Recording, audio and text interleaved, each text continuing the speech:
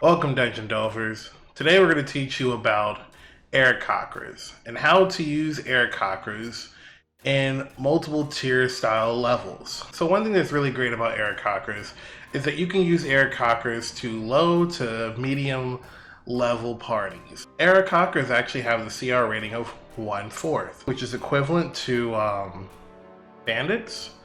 And the best thing about that is that you can use them in a different way instead of using bandits. One thing that is great about Aarakocras is that they can fly. They have wings.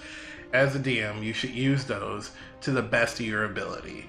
Aarakocras have their talons as weapons, and they also have javelins, so it keeps them away from the party that are usually using melee.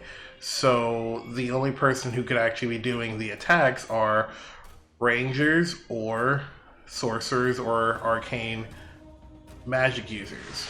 Since Aarakocras avoid melee combat when possible, their combat tactics revolve around attacking opponents from above. So the great thing that you would have is have 3 or 4 Aarakocras working together and maybe use like a dive bomb tactic, or you could have them chucking javelins at your players. But a great way to have them have more of an advantage is using them in an environment that would be great. Cliffs, mountain ranges where they could almost, as the players, could fall off. And that might be just a wee bit vindictive, but you know, it's not about killing your players, but really giving them a challenge when it comes to the encounter. You always want to make sure that some encounters are a lot challenging. Mid-tier groups. The way you'd want to use Aarakocras in mid-tier groups is adding in a little bit of spice. In the monster manual on page 12, it tells you that it takes 5 Aarakocras to summon an air elemental. And really, if you do that, that could really cause some havoc. It could bring in something where, while your players stay on the ground, they could be having to attack the air elemental while being pierced by the Aarakocras in the sky. Now, the interesting part about it is that if you do want to use the Aarakocras for a mid-tier battle, I would definitely decide that it would be a great idea for you to beef them up. Give them a couple more hit points, probably a lot more hit points. But when it comes to summoning an air elemental, the Aarakocras have to concentrate for 3 whole rounds. So if they ever get hit, you have to make sure you roll for concentration. They might break the concentration.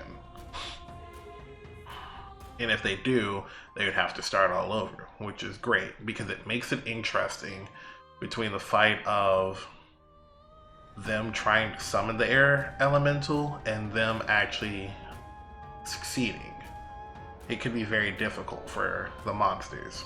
The Aarakocra has 3 weapons of choice: a dive attack, a talons, and a javelin.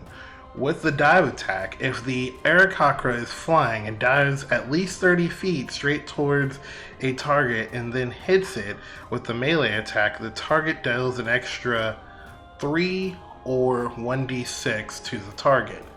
So, if you have them attacking with the javelin, which is a ranged or melee weapon, you are now doing a 1d6 plus 2 and then an extra 1d6. So that would be 2d6 plus 2 piercing damage, which is great to do whenever handling against mid-tier people or mid-tier characters that have a little more HP. Another one would be lances that do 1d12 and also have reach. So the best thing about it is using that reach as an advantage to keep the players away. So if they are maybe doing a dive bomb with the lance, that is 1d12 plus the dive attack, which is another 1d6. That could really do some damage. Another one would be tridents, which is kind of equivalent to the javelins. Yes, they can be thrown. Yes, they do a 1d6, but they are versatile. And because they are versatile, that means that they can use them. And when using them as a two-handed weapon, they can do a 1d8 of damage. One thing that I was thinking about doing is trying to use a trident and a net. So if you use the Aarakocras in a tropical setting, a great thing that you could have them do is use a trident and a net. When using a trident and a net, you could probably have them cast the net, and then when the character is caught by the net, it would give the Aarakocras advantage when attacking that player that is under the net.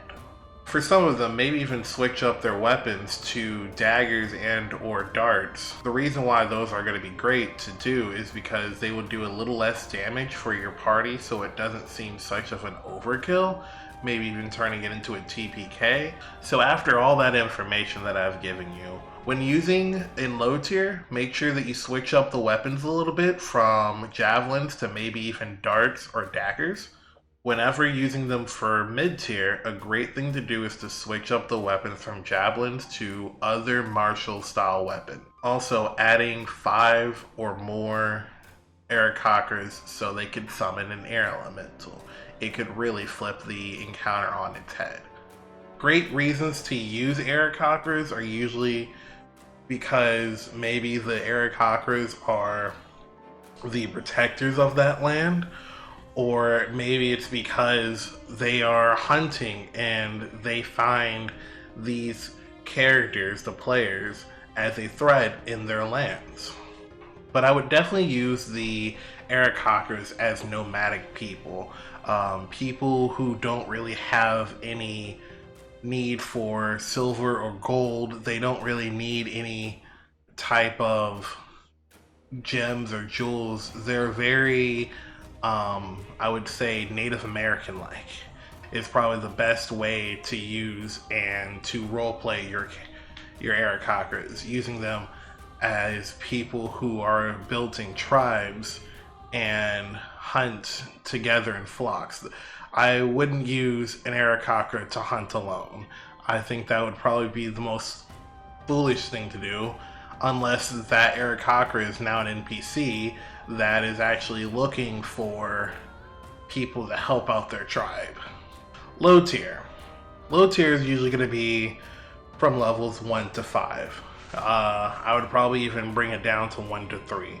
But the great way to use them in low tier is going to be in small battles. I would definitely try to keep them closer to the ground to help out your players a little bit, but I wouldn't keep them so high up, because usually whenever you're playing in a low tier game, it is harder for your characters or your players to actually hit.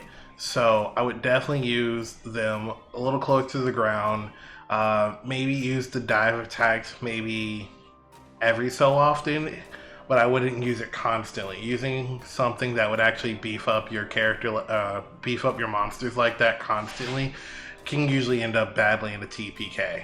But another great thing is you can switch out their weapons. Switch out their javelins for maybe crossbows. Maybe have them use swords. Actually, I think swords would actually be a horrible idea. I would definitely say using bow staves, javelins, and maybe even pikes would be a great way to give your Aarakocras. It would help out differently when it comes to attacking your players. But that is about it. Aarakocras are great to use in mid to low tier battles. But if you have any other options, comment down below on how you would use Aarakocras. If you like this video, please comment, like, and subscribe, and also hit that notification bell